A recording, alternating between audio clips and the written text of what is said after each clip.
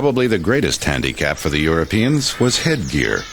The male coif weighed about 20 pounds.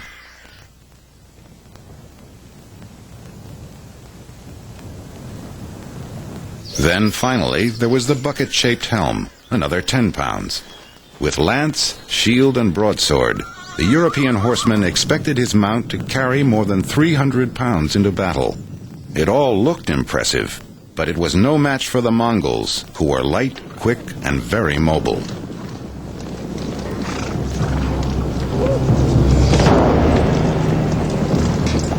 The Mongols' objective was the great flat fertile plains of Hungary. There they could graze their horses before moving deeply into Europe. But they worried about the King of Hungary's relations with various Polish princes. The Mongols had to ensure that no Polish armies came to his aid. So in a daring gamble, they divided their army. The invasion of Europe would be conducted on two simultaneous fronts, 600 miles apart. The larger army would march through the Carpathian Mountains, the gateway to Hungary and southern Europe. The smaller contingent would ride into Poland to draw off any armies that might go to the aid of the Hungarians. The Mongol hordes, stormed from the east, will return. The invasion of Poland in February 1241 took the various Polish city-states completely by surprise. The Mongols drove toward Krakow, the most powerful of all the city-states.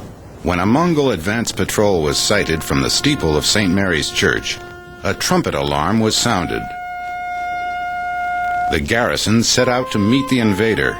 It was ambushed and destroyed. Most of Krakow's inhabitants fled in panic.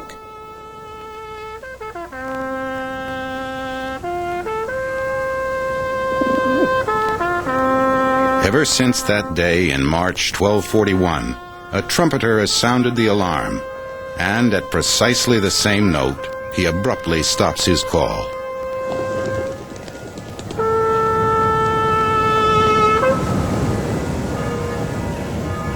Legend says that at that point, a Mongol arrow struck, silencing the trumpeter.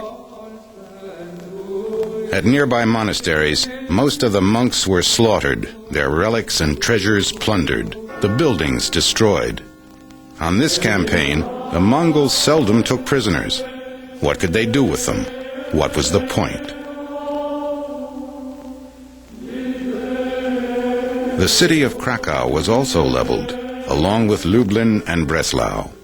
By now the alarm had been raised in all the cities along the Baltic.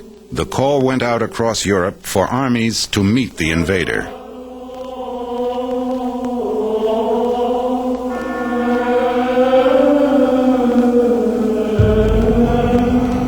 "500 miles to the south, the main Mongol army was making its way through the frozen passes of the Carpathian Mountains. The lightly defended Hungarians were surprised and quickly overwhelmed. Soon the Mongols poured through the valleys and down onto the Hungarian plains.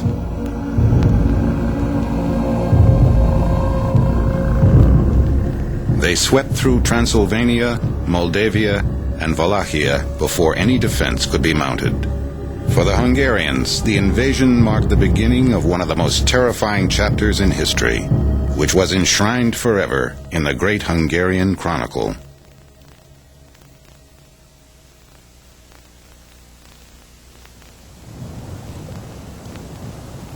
In the capital, all hopes rested with King Bela. He commanded the greatest cavalry in Europe, but getting on the field was proving a problem. The Hungarian nobility refused to accept Bela's command, and as they argued among themselves, the Mongols moved relentlessly westward. From their fortified position overlooking the Danube, the Hungarian defenders looked out across the water at their enemy, sitting on the opposite bank. The Mongol commander drew up his army right under the nose of his opponent.